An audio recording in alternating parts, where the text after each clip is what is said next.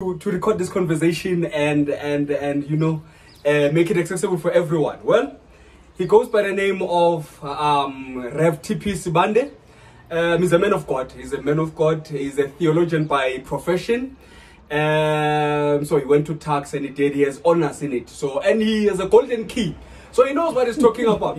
When it comes to theological matters, he knows what he's talking about. This man he killed theology like it was just a knockout. So yes, so we're having a conversation on theology and biblical studies. So we're gonna be deliberating on that, and he's married. Show them the ring. Oh, yes. You see, he's married, this man. So he's focused. He's a focused man of God. That's what I love about him.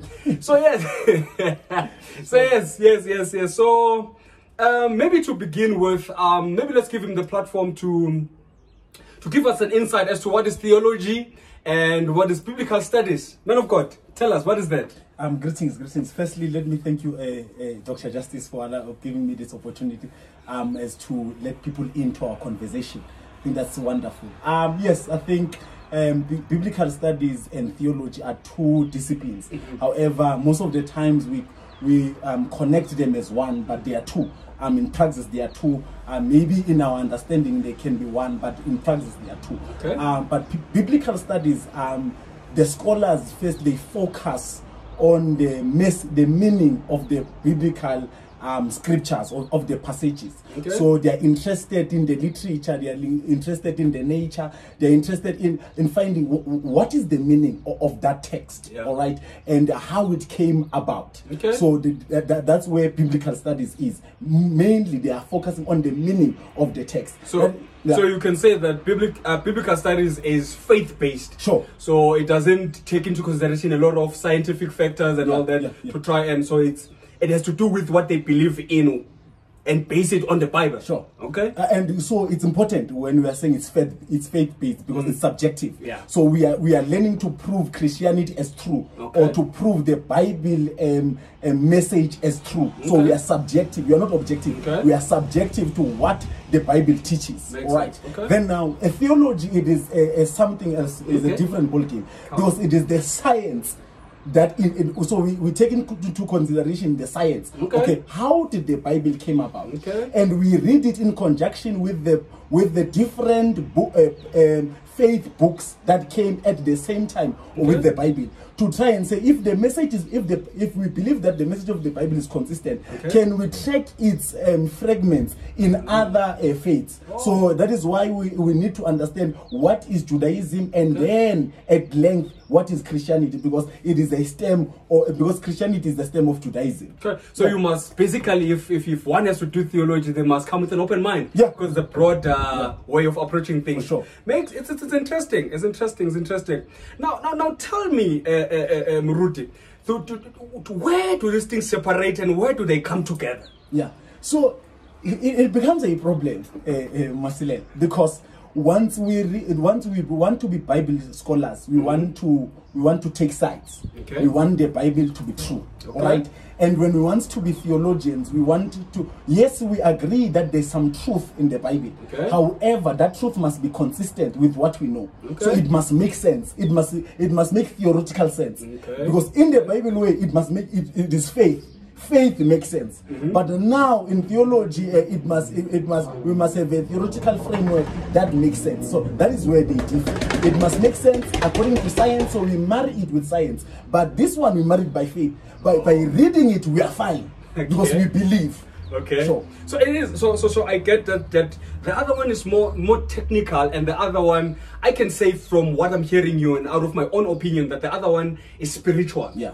So the other one has to do, so it must resonate with my spirit. Yes. Which we believe is the Holy Spirit in me, for me to take it as truth. Yeah. And for me to rely and to lean and to apply it in my life. Whereas the other one must make logic sense. Yeah. So it must make logic sense. So it must have a supporting information for it for me to take it as true and as the truth. So okay, it is important.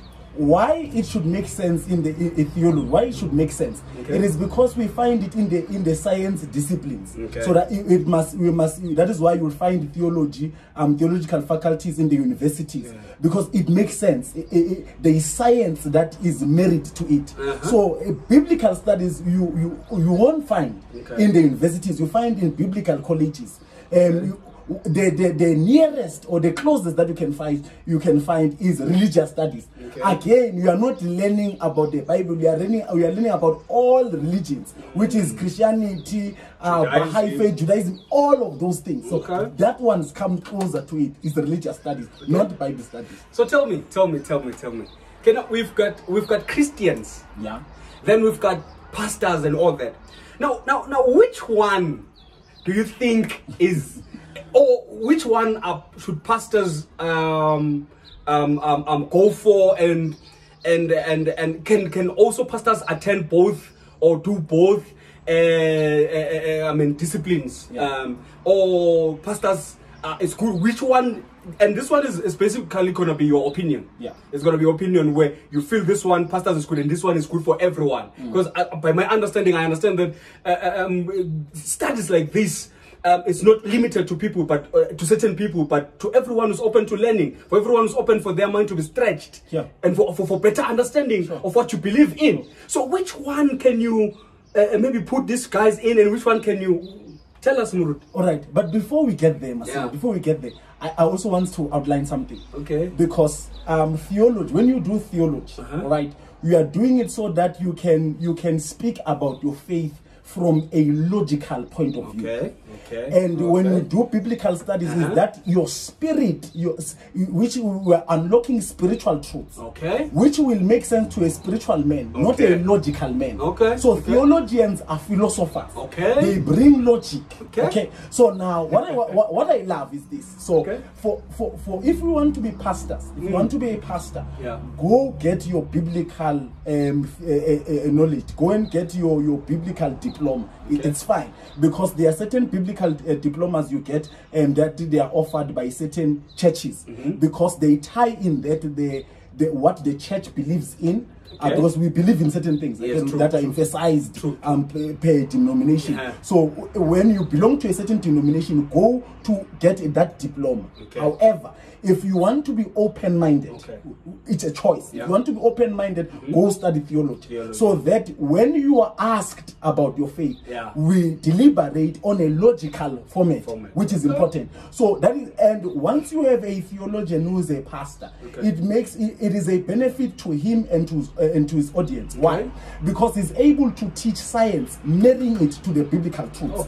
So now you find people, you will find recipients, your audience, who are able to debate and analyze things from a logical point of view, not just only from a biblical point of view. So that is why you will find ourselves now faced with questions, especially in this modern age. We are faced with questions of whether it is gays and lesbians fine. Is it that consistent with the Bible? If you come to someone who's faith-based, it's wrong. But we need some theology. We are not saying the other one is greater than the other. However, we need a logical sense of how we can apply our faith in our times. So I believe that theology helps us, not biblical studies. In this sense. All right. Okay, so let me maybe off ramp a bit. We'll come back to this and finish it off. But then now, does theology or biblical studies qualify one to be a pastor? Or you go and you do theology or because you've got a calling? What qualifies a pastor? Is it the studies? Am I a pastor after studying, or am I a pastor before who seeks to know more and to have that logic and that spiritual, ground that I need as a pastor? Or after I have gone through, then I'm qualified? Which is which, Murut? Sure. Doctor, we need to understand, we need to understand this. A qualification, a theological qualification, or a biblical diploma, a biblical studies diploma or honors or whatever, does not qualify someone to be a pastor. Okay. What qualifies someone to be a pastor is the calling that is in you. Okay. You are called first. Okay. These things do not affirm your calling. You are called. Then, so that you want to build yourself, you want to develop yourself in your calling. Okay. Then you get these qualifications. Just like you are a doctor. There are people who feel they are called to be doctors, yeah. but you cannot go and work in the healthcare department and say, no, I'm called to be, so I want it. Without the knowledge. No, so you go there also to get knowledge, but you are called first. So these qualifications do not make us called. Okay. Do not make us pastors. Okay. We are pastors because we are called, not because we have a degree or certificate of some sort. I know, that makes sense, Murut, and that's true. I concur with that. We have seen the great men, great men of faith who have immense influence in this world without education. Yeah.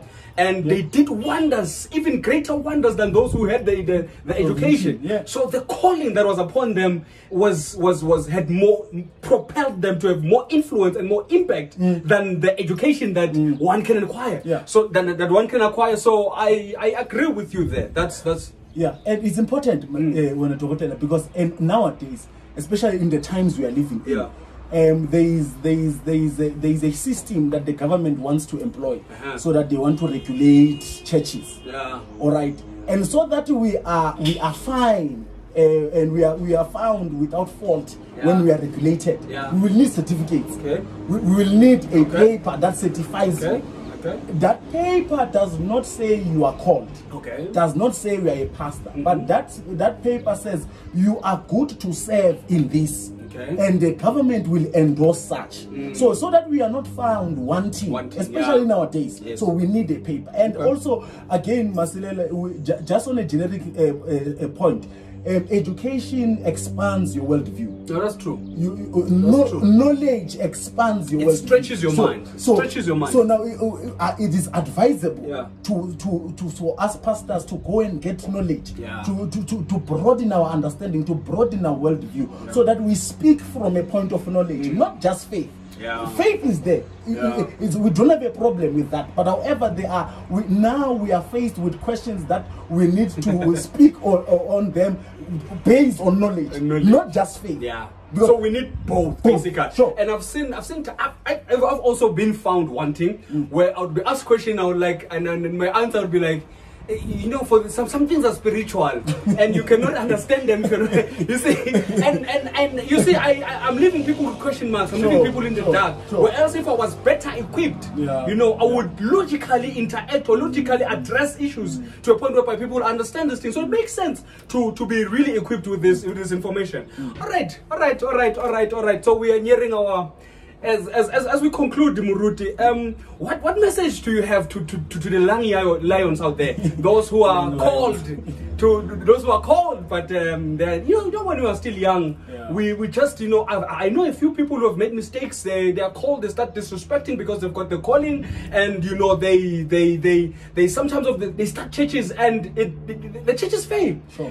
And they fail because one, timing, secondly, the knowledge. They don't have enough knowledge to sustain them and for them to sustain those who they are leading. So what message do you have to those called young lions who are full of fire, demon kicking and tongue speaking? What do you have to tell them? All right. Before we close, let people into my life. Okay. All right. After matric, I told I felt the call of God in my life. Okay. I knew that I'm called. But because of the fear of people saying this one wants to run away from studies and he wants to go the calling route, I knew that I had to develop myself as a minister. And I said, I do not want to do theology in a Bible school.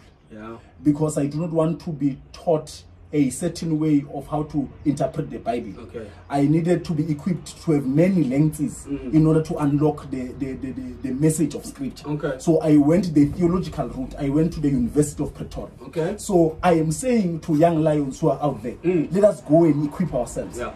Even if you are getting it a theological degree or a degree in religious studies or a degree in biblical studies, let's go and get education Education, education, education. Because we are faced with questions that need logical answers. Faith answers make sense on a Monday and make sense to a Christian, to someone who's able to resonate with the biblical message. Yeah. But to someone who does not want to align themselves with these things, we need to argue logically. And remember, we convince people, but it is the Spirit who convicts. Yeah. So, there are people who need some convincing, but however, it is the work of the Spirit to convict. So myself, I must try and convince. Yeah, then it is the Spirit who must work on the other side in convicting. So my message is, young lions, let's go get some paper, let's go broaden our minds, let's go get some education. Thank you. Okay, no, that would be the end of our conversation there. I just, you know, all the things discussed here, I wanted everyone to just, you know, have a glimpse of the things we discussed, me and my friends. I see I've got very powerful friends here who are very powerful, as you can hear. So yes, that's all for today. Don't forget to like, comment, and, you know, leave your question there. Muruti will have access to my